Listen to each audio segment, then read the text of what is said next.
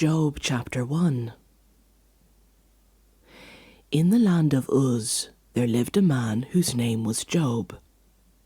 This man was blameless and upright. He feared God and shunned evil. He had 7 sons and 3 daughters, and he owned 7,000 sheep, 3,000 camels, 500 yoke of oxen, and 500 donkeys, and had a large number of servants. He was the greatest man among all the people of the East.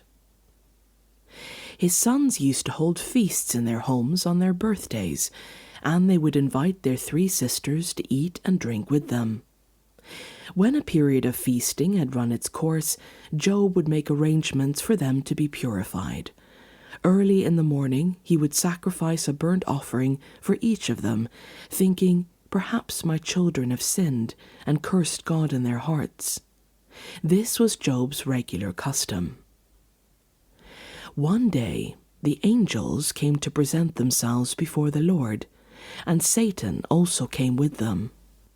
The Lord said to Satan, "Where have you come from?" Satan answered the Lord, "From roaming throughout the earth, going back and forth on it."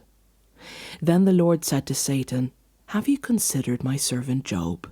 There is no one on earth like him. He is blameless and upright, a man who fears God and shuns evil." "Does Job fear God for nothing?" Satan replied. "Have you not put a hedge around him and his household and everything he has? You have blessed the work of his hands, so that his flocks and herds are spread throughout the land. But now stretch out your hand and strike everything he has, and he will surely curse you to your face." The Lord said to Satan, "Very well then, everything he has is in your power, but on the man himself you must not lay a finger." Then Satan went out from the presence of the Lord. One day, when Job's sons and daughters were feasting and drinking wine at the oldest brother's house, a messenger came to Job and said, "The oxen were plowing and the donkeys were grazing nearby, and the Sabaeans attacked and made off with them. They put the servants to the sword, and I am the only one who has escaped to tell you."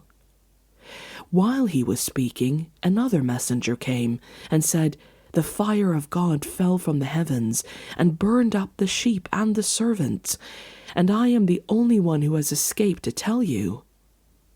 While he was still speaking, another messenger came and said, "The Chaldeans formed 3 raiding parties and swept down on your camels and made off with them. They put the servants to the sword, and I am the only one who has escaped to tell you."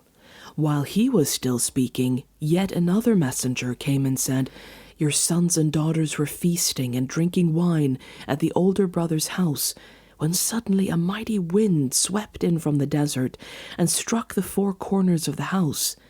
It collapsed on them, and they are dead, and I am the only one who has escaped to tell you." At this, Job got up and tore his robe and shaved his head. Then he fell to the ground in worship and said, "Naked I came from my mother's womb, and naked I will depart. The Lord gave, and the Lord has taken away. May the name of the Lord be praised." In all this, Job did not sin by charging God with wrongdoing.